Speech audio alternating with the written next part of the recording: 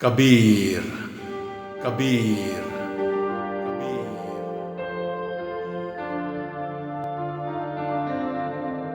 कबीर जिन्हें भगत कबीर या संत कबीर के नाम से भी जाना जाता है, 15वीं सदी के एक सूफी शायर और संत थे।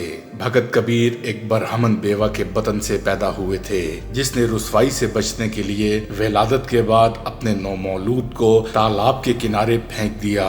एक मुसलमान जोलाहे ने कबीर की परवरिश की। सने बुलूग को पहुंचने पर कबीर ने मुसलमान मशाइख व उलमा से इक्तिसाब इल्म के बाद रामानंद की शागिर्दी इख्तियार की, जो एक हिंदू थे। कबीर दोहे कहते थे जिनमें भक्ति के मारिफ बयान करते। इन्हें जात पात के बंधनों और मजहबी तफरीक से नफरत थी। कबीर को हिंदू और मुसलमान वली कामिल समझते हैं, जबकि सिखों की मजहबी किताब गुरु ग्रंथ साहब में भी कबीर के अशार शामिल हैं। कबीर हिंदू मत और इस्लाम दोनों पर तनकीद के लिए मशहूर हैं।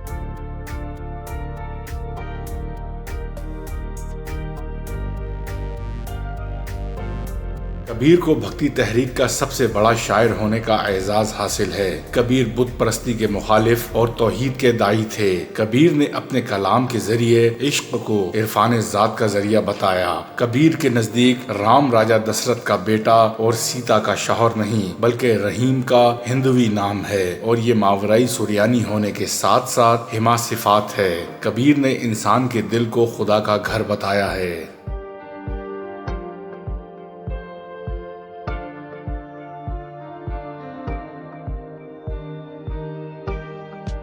पंद्रहवीं सदी में काशी में बसने वाले एक जोलाहे खानदान में उस दौर का एक अहम मुफक्किर, शायर और मुस्लिह कबीर दास पैदा हुए। बाप की तरह कबीर भी कपड़ा बुनकर रोजी कमाते थे। अपनी तरह के दूसरे लोगों की गरीबी और समाजी पस्ती देखकर कबीर के जहन में कई सवालात उठते। क्या सियासी हालात से ज्यादा इस ज़बू हाली और जिल्लत के लिए मजहबी रवायात जिम्मेदार हैं? शायद इस तजस्सुस की वजह से ही वो अपने जमाने के साधु, संतों और सूफियों के अलावा आम लोगों से मिले और दूर दराज इलाकों का सफर किया। उनकी शायरी और फिक्र पर उनके जाती मुशाहिदात का असर नजर आता है। उनकी शायरी और फलसफे में लोगों को एक नया रास्ता नजर आता है। उनके सवालात के जवाब नजर आते हैं, इसीलिए जो उनसे मिलता उनका कायल हो जाता। उनके हल्काए असर में तमाम पिछड़े और गरीब लोग शामिल थे। अरबाब इल्म और अदब में उनका जिक्र उनकी मौत के कई सदियों बाद हुआ। इस दौरान कबीर की शायरी या तो लोगों को ज़बानी याद थी या फिर उनके मानने वालों में मुक़द्दस सहीफे की तरह पूजी जाती थी। इन वजूहात की वजह से कबीर की जिंदगी के बारे में कोई वाज़ेह तस्वीर नहीं थी।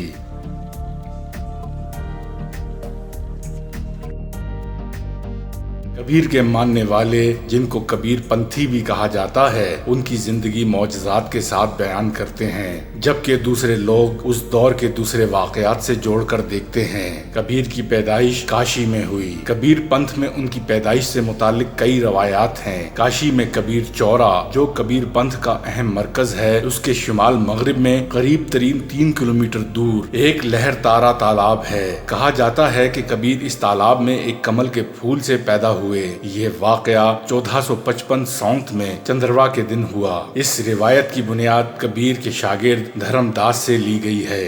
कबीर की पैदाइश के मुतालिक एक और लोक रिवायत बयान की जाती है। काशी में एक सात्युक बरहमन रहता था, जो गुरु रामानंद का मोतक़िद था। एक दिन ये बरहमन अपनी बेवा लड़की को लेकर स्वामी जी के आश्रम गया। स्वामी जी ने इस लड़की को साहिब औलाद होने की दुआ दी। बूढ़े बरहमन ने जब स्वामी जी को इसके बेवा होने के बारे में बताया तो स्वामी जी ने जवाब दिया कि मैं आशीर्वाद तो वापस नहीं ले सकता, ये जरूर बता सकता हूँ कि वो बच्चा एक अजीम इंसान होगा। ये कहा जाता है कि कबीर उस बेवा बरहमन की औलाद थे, जिसको वो समाज के डर से लहर तारा तालाब के किनारे पर रख गई थी, जहाँ से गुजरते नूरी चौलाहे और उसकी बीवी नीमा ने उठा लिया और परवरिश की। इस लोक रिवायत की किसी तरह से तस्दीक नहीं होती। अगर बच्चे की पैदाइश किसी आशीर्वाद का मौजज़ा था तो फिर समाज का डर क्यों?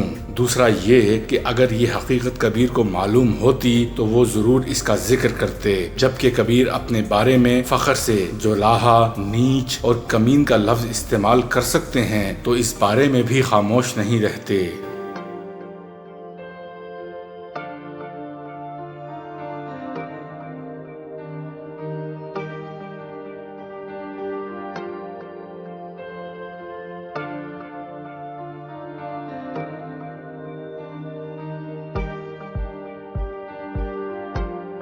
کبیر کی شاعری میں کاشی کے بعد سب سے زیادہ ذکر مگہر کا ملتا ہے۔ کبیر نے زندگی کے آخری ایام مگہر میں گزارے اور وہیں انتقال ہوا، لیکن زندگی بھر وہ کاشی میں رہے اور اپنے آپ کو کاشی کا جولاہا کہا۔ اس کے علاوہ بھی کچھ اور جگہوں کا ذکر اس سلسلے میں ملتا ہے۔ 1909 میں شائع ہونے والے بنارس ڈسٹرکٹ گزٹ میں کبیر کی پیدائش اعظم گڑھ ضلع کے بیلڑا گاؤں میں بتائی جاتی ہے۔ ڈاکٹر سوبھدر جھا نے کبیر کی پیدائش متھلا بہار بتائی ہے۔ تحقیق کا المیہ یہ ہے کہ کئی بار سیدھی بات الجھ جاتی ہے کیونکہ یہاں حقائق سے زیادہ دلائل پر زور دیا جاتا ہے۔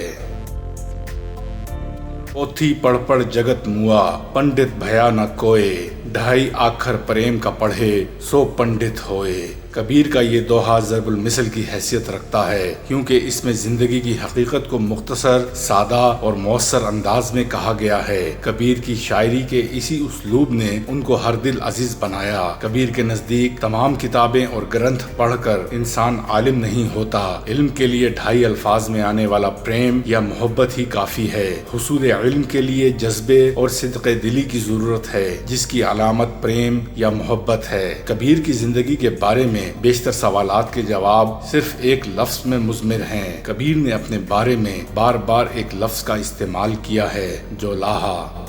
جولاہا جولاہا شمالی ہند کے مسلمان کپڑا بننے والے لوگوں کو کہا جاتا ہے۔ ہندو کپڑا بننے والوں کے لیے لفظ کوری استعمال ہوتا تھا۔ نام کے ساتھ داس، مقامی الفاظ یا ہندو ناموں کا استعمال اس زمانے یا بعد کے صوفی شاعروں میں عام تھا۔ یہ صوفی شاعر مقامی زبانوں اور بولیوں میں شاعری کرتے، اسی زبان یا بولی میں تخلص رکھتے اور اکثر رہن سہن اور پہناوا بھی وہی اختیار کر لیتے۔ 15ویں صدی کے صوفی شاعر شاہ عبد القدوس گنگوہی برج بھاشا میں شاعری کرتے تھے اور اپنا نام الکھ داس لکھتے ہیں۔ عبد الصمد خواہر زادہ اور ابو الفضل نے اپنی تصنیف اخبار الاصفاء میں الکھ داس کے لیے مجتہد وقت اور مقتدائے زمان کے الفاظ استعمال کیے ہیں۔ گجراتی کے مشہور صوفی شاعر قاضی محمود دریائی جو 1418 میں پیدا ہوئے، انہوں نے اپنی شاعری میں نام کے ساتھ داس کا اضافہ کیا ہے۔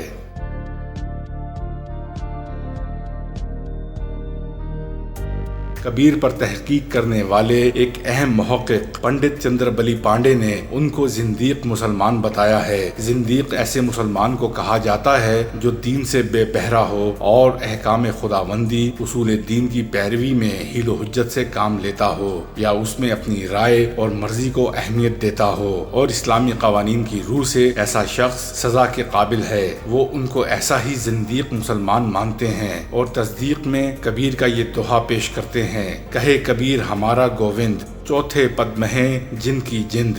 کبیر کے شاعر دھرم داس بھی کئی جگہ ان کو زندیق کہتے ہیں۔ وہ کہتے ہیں کہ متھرا میں جب ان کی ملاقات کبیر سے ہوئی، زنداویش میں تھے یا زندیق جیسی باتیں کرتے تھے۔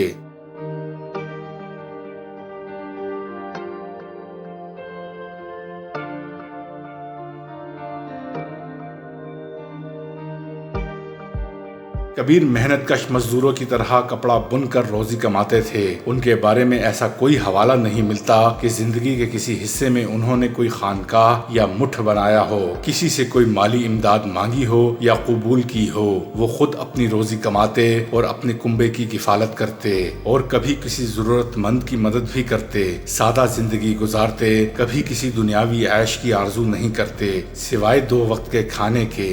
اپنے ایک دوہے میں اپنی اس کیفیت کو اس طرح بیان کرتے ہیں، دوئی سیر مانگوں چونا، پاؤ گھی گھیو سنگ لینا، آدھ سیر مانگوں دالیں، موکو دونوں وقت جوالے۔ یعنی وہ خدا سے دعا کرتے ہیں کہ 2 سیر آٹا، آدھ سیر دال، پاؤ بھر گھی اور نمک چاہیے جس سے وہ دونوں وقت کا کھانا کھا سکیں۔ اس سے اندازہ ہوتا ہے کہ وہ اپنے علاوہ کنبے کے 3-4 اور افراد کی ذمہ داری بھی کبیر پر تھی جن کے لیے وہ اجناس کی دعا کر رہے ہیں۔ یہ لوگ کون تھے؟ کبیر کے ساتھ ان کے باپ نوری یا نور الدین اور ماں نیما کا ذکر ملتا ہے۔